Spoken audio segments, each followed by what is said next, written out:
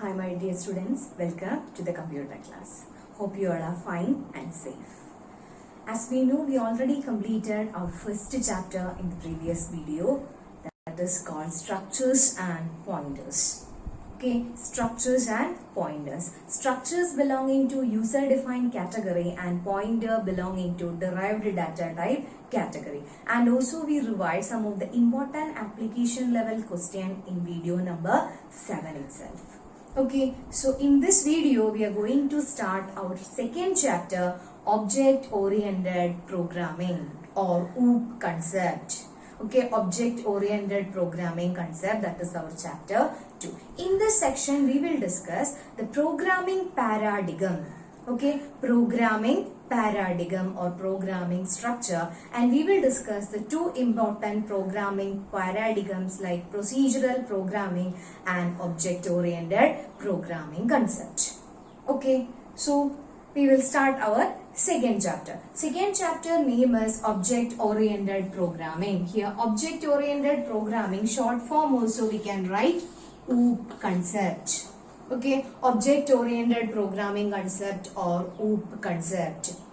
Then the speciality of this chapter is, we know computer is used for solving problems. So while solving problems, computer will become a useful machine, or by solving problem or by displaying the output, computer is always used as a useful machine. That means computer is converting data into meaningful information. For only that purpose we are using computers. And you know the advantage of computer. Computer is versatile. Versatile means in any form we can use computer. So normally we are using computer for programming concept. Programming is for converting data into information. Information is known as meaningful data. So if the program is very small, then we don't need any of the approaches. We can make use on our own steps and we can create. So different types of programming approaches are present. In that, top down and bottom up we already discussed in our +1 problem solving and programming chapter. In algorithm and flowchart, before the construction of algorithm and flowchart, you want to decide which method we are adopting. For example, if you want to construct a house, then if you are drawing the plan, then we will start from roof. That means we will start from the top level. But in the other side, if you are constructing a house using the materials, then we will start from the bottom part. Okay, that means the foundation we will do first, and after that wall, door and etc. Okay, that means there we are using bottom up approach. Okay, so there are two types of approaches are present in programming. One is called top-down approach and the second one is called bottom-up approach. So while writing the algorithms or programs, we can make use of any of these two approaches, bottom-up or top-down approaches. That is for algorithm and flowchart. But here it is not algorithm and flowchart. If the program is very complex, or if the program is very larger and complex, then we require any of the programming approaches. So different kinds of programming approaches are present. So we will discuss the first programming approach, or if the program is more complex, then we require a programming paradigm. We require a programming paradigm. If the program is very complex, then we require, the concept is called programming paradigm. Then what is mean by programming paradigm? This is called programming structure. How we are creating a program, or if we are giving importance to the procedure, or if we are giving importance to the data, which approach we are focusing or which approach we are using, that approach is specified by the programming paradigm. So normally there are two types of programming paradigms are present. If the program is more complex, then definitely we require any of the programming paradigm. Paradigm means structure, programming structure. So we require any of the programming method. So here there are two approaches are present that we are going to study in this chapter. So the first programming paradigm approach is procedural programming language. Procedural oriented programming. Okay, so here it is object-oriented programming. One more is that is called procedural-oriented programming. In procedural-oriented programming, we are giving importance to the procedures or steps. Okay, that means we are giving more importance to procedure. Procedure means which method we are using, transferring the file from one location to another, from one file to this file. That means the entire information is important in procedural programming. Then we already studied different types of languages in generations. Okay, so the first language, Fortran, COBOL, that means these are not user-friendly languages. Okay, these all are higher level languages, but before C++, all these languages are implemented. Like C, Fortran, COBOL, all these languages are following procedural programming paradigm. Okay, like C, then COBOL, then Fortran. These all are using procedural oriented paradigm or procedural programming. That is a speciality. Procedural programming means we are giving less importance to data. We are giving importance to the procedure. Which procedure we are using? Less importance to data. Okay, so that is the speciality of procedural programming paradigm. Then one more speciality is here. It is focusing on the procedure. That means what will be the first step, second step, third step. All according to the first step, second step will work. Then third step, fourth step, like that. It exactly like algorithms. Okay, algorithm we will start from step 1 start, then step 2, step 3, like that. That means every steps are interrelated. But in programming, that means in C++ programming, we are using variables declaration and we are giving importance to that variables or data. Okay, so in procedural programming, or actually it is a low level programming language and it is not a user friendly language. Like C, COBOL, Fortran, these are not user friendly languages. These are the basic languages. Okay, and so many disadvantages were present in procedural programming. The main disadvantage is data is undervalued. Okay, that means it is giving less importance to data. That means there is no importance for the data. Less importance to data. Then next we will discuss some of the disadvantages of object-oriented programming. Okay, disadvantages of procedural programming paradigm, or we can write that procedural-oriented programming language or POP.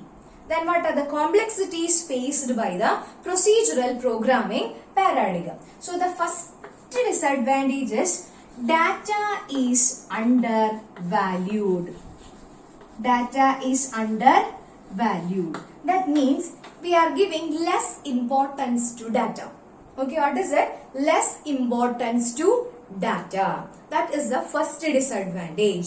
Okay, we are giving less importance to data. For example, if you kept your assignment in a table, or if you want to submit your assignment to the teacher on a particular day, if you are keeping your assignment without noticing, that means it is simply we are keeping it on a desk, then anyone can damage that assignment. That means there is no security of your assignment book or your record book or whatever thing we are keeping without any security measurement, then we can't predict its security or its accuracy. So that means data is undervalued, means less importance we are giving to data. Okay, less importance we are giving to data. Then the second advantage is adding new data element is not easy. Adding new data elements is not easy.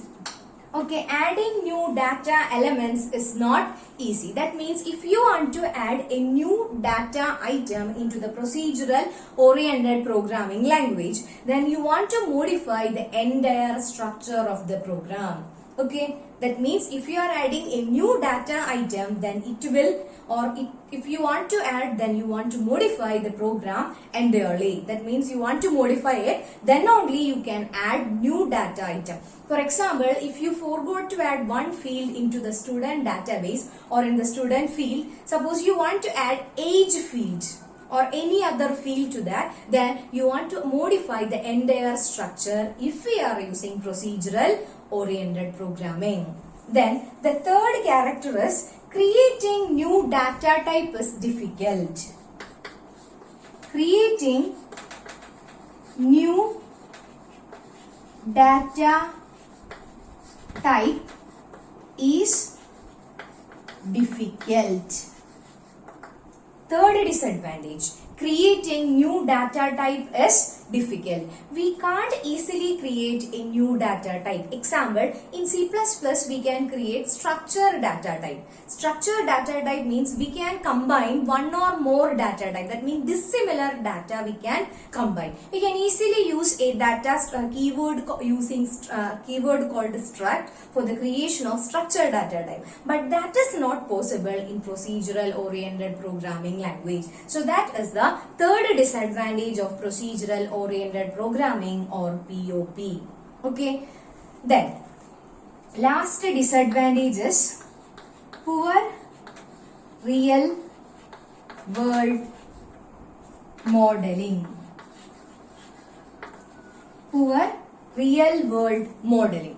Okay, that means poor real world modeling indicates we can't relate a particular topic or any of the real life situation. For example, if you take student as an object or student as an object, we can classify student characteristics and also function. Student characteristics means student have name, then gender, then class, so many things will be there. These all are belonging to characteristic category. And next one, functions or their activities. That means students can walk, then they can play, they can study, then they can read. These all are belonging to their activities. Okay, so if we consider a particular or real life example, we can convert or we can classify that real life example into characters and activities. Or another category is member and member function. Characteristics means for a student, characteristics are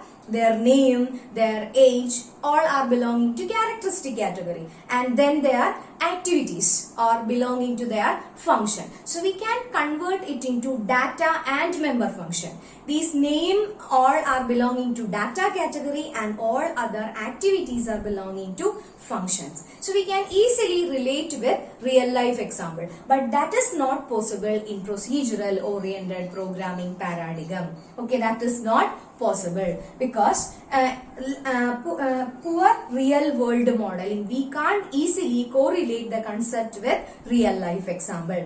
So these are the, if we are creating a software, that means a complex software, in some of the stages you want to correlate that software's activities with real life example, then it will be easy to modify or it will be easy for generating the softwares. But that is not possible in procedural oriented paradigm. So these are the four complexities of procedural oriented paradigm. Okay, so in order to avoid this, a new approach is introduced that is called object oriented programming. The second approach of programming paradigm is object oriented programming. Okay, what is it? Object oriented programming. In object oriented programming, we are giving importance to the object. Okay, we are giving more importance to the object or data. What is the first disadvantage of procedural oriented programming? Data is undervalued. That means we can give more importance to data. So that will be the first advantage of object oriented programming. We are giving more importance to data. Then second one, adding new data element is not easy, but in object-oriented programming, adding data element is easy because new types of data types are available. Then creating new data type is difficult. Again, this is also possible in object-oriented programming paradigm. Then poor real world modeling. Actually, this is a disadvantage of POP, but in object-oriented programming, we can easily relate all the object-oriented concepts with real life examples. Okay, so using object-oriented programming, we can avoid or we can overcome all the complexities of procedural-oriented programming paradigm. So, the characteristics of object-oriented programming, the first characteristic is object-oriented programming provide a clear modular structure for programs. A clear modular structure for program. Modular structure means it is giving importance to data. So that will be the first advantage. Second advantage, it is good for defining abstract data type. Abstract data type. Creating new data type is difficult, but in object-oriented program, it is not difficult. Using this, we can create abstract data type. Then, third disadvantages is implementation details are hidden from the outside world. That means some of the data we can make it as local and some of them as global. So here adding new data elements is not easy. In this category we can use two variables, local variables and global variables. Local variable means they are private variables. Only that function can use. But global variable means anyone can use. Okay, so that possibility is available in object-oriented programming. Implementation details are hidden from outside world. Then, it is easy to maintain and modify the existing code as new object. So that means adding new data item is not easy in procedural. But adding new data item or in existing data type, we can add new data items. Then it can be used to implement real life scenarios. That means we can easily relate object-oriented concept with real life example. And the last advantage is it can create new data types. Okay, so by this we can overcome all the complexities of procedural-oriented programming paradigm. So we can say that the object-oriented programming concept is very good. It can overcome all the complexities faced by the procedural programming paradigm. Then the languages that using procedural-oriented programming languages is C, then COBOL, Pascal, these all are belonging to procedural-oriented programming concept. Then the language that we are studying, that is called C++, is belonging to the category of object-oriented programming language. Or we can say that C++ is an object-oriented programming language. Okay, so again we will revise the topics that we studied from this video. So we started our second chapter, object-oriented programming. In object-oriented programming, we first discussed about the various programming approaches or the programming paradigm. Then there are two types of programming paradigms are present: procedural programming paradigm or procedural oriented programming and object oriented programming. And also we seen the complexities or the disadvantages of procedural oriented programming language, and after that the advantages of object oriented programming language. Okay. Then you want to write some question in your notebook. That means the first question is you want to write the complexities, the various complexities faced by the procedural programming paradigm. And after that, what are the advantages of object-oriented programming? Hope you understood these two approaches, procedural oriented and object oriented. In the next video, we will discuss the basic concepts of object oriented programming. Actually, it's a theory chapter, all the basic concept and also the real life example you want to study, and it's a small chapter. Okay, then the remaining section, especially the basic concept, we will discuss in the next video. Okay, then thank you.